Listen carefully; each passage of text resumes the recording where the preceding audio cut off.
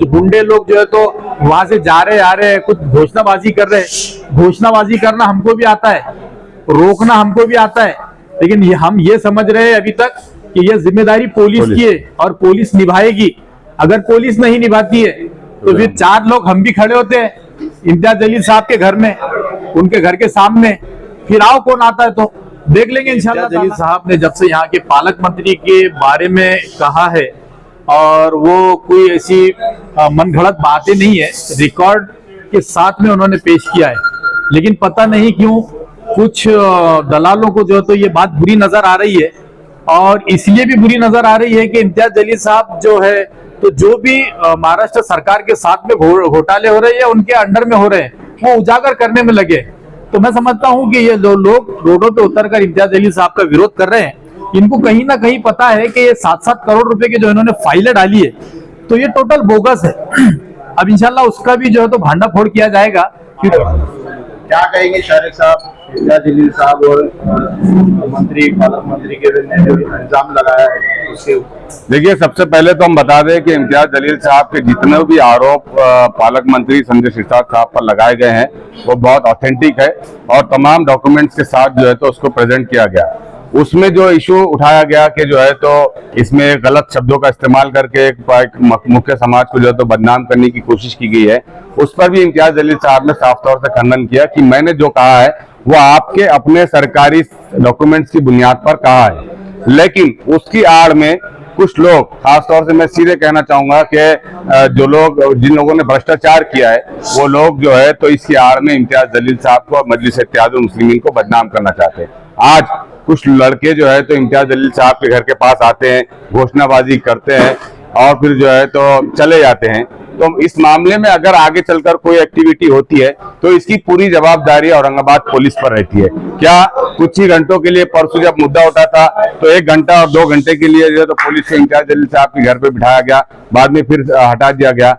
अगर शहर के अंदर इम्तियाज जलील साहब के ऊपर कोई आफत आती है या इस इशू को लेकर शहर के वातावरण खराब होता है तो हम समझते हैं कि इसके लिए सीधे सीधे जो है तो औरंगाबाद पुलिस जिम्मेदार है। उसकी पहले वजह तो है कि जिस तरीके से एफआईआर को दर्ज किया गया वो सरासर गलत है। वो किसी के प्रेशर में जो है तो आकर एफआईआर दर्ज की गई है। अगर इनमें इतनी हिम्मत है, अगर पालक मंत्री में हिम्मत है, अगर औरंगाबाद पुलिस में हिम्मत है, तो जिन लोगों ने डॉक्यूमेंट के ऊपर जो शब्द का इस्तेमाल किया था उनके ऊपर पहले कार्रवाई होनी चाहिए। और जो है तो इम्तियाज जलील साहब ने जो भी शब्द का इस्तेमाल किया, जो उपयोग किया, वो उस डॉक्यूमेंट्स की बुनियाद पे गया है। लेकिन इस तरीके से अगर हैरेसमेंट करने की कोशिश की जाएगी तो ना इम्तियाज जलील साहब डरने वाले हैं, न इस शहर का इंसाफ पसंद शहरी, चाहे वो हिंदू हो, चाहे मुसलमान हो, चाहे हमारा दलित भाई हो, हर कोई इम्तियाज जलील साहब के साथ खड़ा है। उसकी बुनियादी वजह यह है कि इम्तियाज जलील साहब ने पिछले 10-11 सालों से जिस तरीके से लूटम लाट चल रही थी, जिस तरीके से भ्रष्टाचार चल रहा था, उसकी पोल खोली है और डॉक्यूमेंट्स की बुनियाद पर खोली है। इस लिहाज से अगर ये लोग समझ ले कि जो लोग इस किस्म की हरकतें डराने की कोशिश कर रहे हैं, हम डरने वालों में से नहीं है। दूसरी तरफ औरंगाबाद पुलिस की जिम्मेदारी बनती है कि इस किस्म के असामाजिक तत्व जो लोग शरारत कर रहे हैं उनके खिलाफ सख्त एक्शन ले, इसलिए कि इम्तियाज जलील साहब न सिर्फ औरंगाबाद शहर बल्कि पूरे महाराष्ट्र की एक आवाज है। मोर्चा भी निकालने की कोशिश हो रही है। मंत्री को अभी समाज क्यों नजर आ रहा है? अभी तक समाज निकाले, उनके लोग घरा तोड़े गए दलित समाज के, जब आए नहीं, अभी क्यों आए? अभी समाज को आगे करके अब ये सवाल का जवाब तो आपने पालक मंत्री से पूछना चाहिए। वो इस वक्त जो है तो समाज कल्याण मंत्री नहीं है, वो अपने फैमिली कल्याण मंत्री हो गए, जिसके तमाम तर दावे और प्रूफ जो है तो इम्तियाज जलील साहब ने आपके सामने रखे कि कैसे 150 करोड़ की प्रॉपर्टी को अपने सियासी दबाव के तहत 64 करोड़ में खरीदा जाता है, कैसे 10 एकड़ की जगह जो है तो करोड़ों रुपए की होती है, उससे सिर्फ चंद लाखों और करोड़ों रुपए में खरीदा जाता है, जबकि एक जो है तो खासतौर से दलित समाज के कल्याण के लिए रखी गई थी। क्या पालक मंत्री संजय सिरसाट साहब बताएंगे कि अभी भी उनको कल्याण की, क्या अभी भी उनको पैसे कमाने की जरूरत है? वो क्यों नहीं समाज के दूसरे दलित भाइयों को इस किस्म की जमीनात दिलाते हैं? क्यों नहीं दूसरे समाज के गरीब दलित हमारे भाई बहने, उनके लिए तो नई नई स्कीम्स लेकर आ सकते हैं, लेकिन नहीं, उन्होंने समाज को छोड़कर अपने आप का फायदा किया। ये सरासर गलत है और अगर इसकी आड़ में इम्तियाज जलील साहब को टारगेट करने की कोशिश करेंगे तो हम बर्दाश्त नहीं करेंगे। इम्तियाज जलील साहब के खिलाफ चाहे मोर्चा निकाले, चाहे घोषणाबाजी करे, चाहे कुछ करे, वो अपने मामला से, वो अपने बयान से पीछे हटने वाले नहीं है। अगर इस किस्म की हरकतों से शहर का वातावरण बिगड़ता है तो इसके लिए औरंगाबाद पुलिस जिम्मेदार है।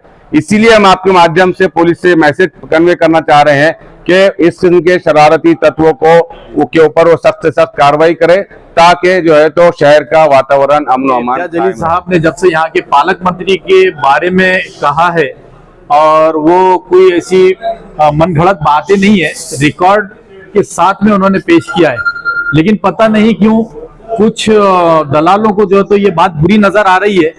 और इसलिए भी बुरी नजर आ रही है कि इम्तियाज जलील साहब जो है तो जो भी महाराष्ट्र सरकार के साथ में घोटाले हो रहे हैं, उनके अंडर में हो रहे हैं, वो उजागर करने में लगे। तो मैं समझता हूं कि ये जो लोग रोडों पे उतरकर इम्तियाज जलील साहब का विरोध कर रहे हैं, इनको कहीं ना कहीं पता है कि ये 7-7 करोड़ रुपए की जो इन्होंने फाइलें डाली है, तो ये टोटल बोगस है। अब इंशाल्लाह उसका भी जो है तो भांडाफोड़ किया जाएगा, क्योंकि आप बता रहे कुछ है और गवर्नमेंट को लूटने के लिए जो है ऐसे मंत्रियों का इस्तेमाल कर रहे हैं।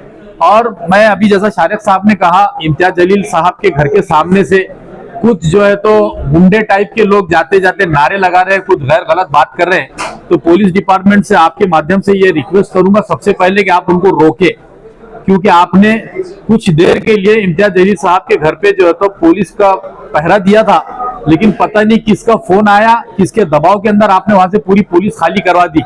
और हम यहीं पर शहर में देख रहे हैं जो लोग जो है तो इलीगल कारोबार करते हैं, जो जिनकी कोई हैसियत नहीं है, औकात नहीं है, आज पुलिस जो है तो उनको सिक्योरिटी दे रही है। क्या वजह है?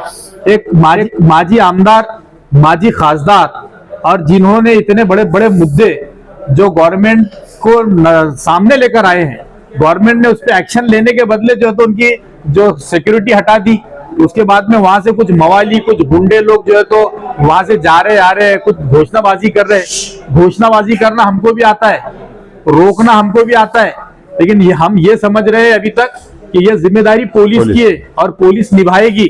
अगर पुलिस नहीं निभाती है तो फिर 4 लोग हम भी खड़े होते हैं इम्तियाज जलील साहब के घर में, उनके घर के सामने, फिर आओ कौन आता है तो देख लेंगे इंशाअल्लाह ताला। तो हम आपसे, आपके माध्यम से पुलिस से ये रिक्वेस्ट कर रहे हैं कि ऐसे गुंडे मवालियों को रोको। ताकत सबके पास होती है। अगर आप समझ रहे होंगे कि आप 4 चोटे जमा होके जो है तो इम्तियाज जलील साहब के बारे में अनाप शनाप बकेंगे, तो इससे ज्यादा बर्दाश्त नहीं किया जाएगा साहब।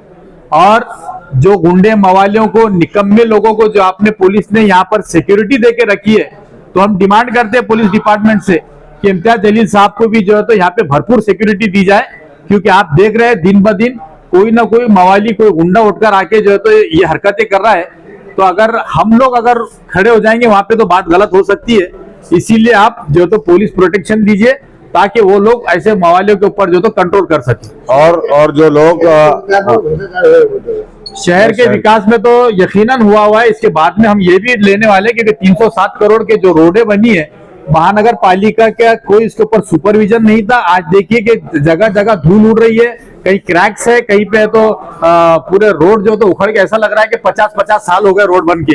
तो ये भ्रष्टाचार के मुद्दे तो आते रहेंगे, क्योंकि MIM जो है तो लोगों के काम के लिए आई है, भ्रष्टाचारियों को सपोर्ट कभी नहीं करेंगे हम लोग। एक और बात ये समझिए, एक और बात ये है कि अनकरीब जो है तो महानगर पालिका इलेक्शन होने जा रहे हैं, और जाहिर सी बात है कि इस शहर में दलित मुस्लिम जो इत्तेहाद था, वो इत्तेहाद से दूसरी पॉलिटिकल पार्टियों की नींदें उड़ी हुई है, और वो इस बेबुनियाद मुद्दे को भुनाने की कोशिश कर रहे हैं और दलित और मुस्लिम समाज के अंदर नफरत और तेढ़ निर्माण पैदा करने की कोशिश कर रहे हैं। लेकिन हमारे आज भी कई सारे नौजवान, बड़ी तादाद में हमारे दलित समाज के नेता, दलित समाज के नौजवान और दलित समाज की महिलाएं हमारे टच में हैं, और ये इत्तेहाद को हम टूटने नहीं देने वाले। ये उन पॉलिटिकल पार्टियों के लिए मैसेज है कि अगर वो इसकी आड़ में इस मजबूत इत्तेहाद को तोड़ने की कोशिश कर रहे हैं, तो उनको उनकी जगह दिखा दी जाएंगी इंशाल्लाह। तो वो इस ख्याल से बाहर निकले कि दलित और मुस्लिम इत्तेहाद इस शहर में कभी टूटने का।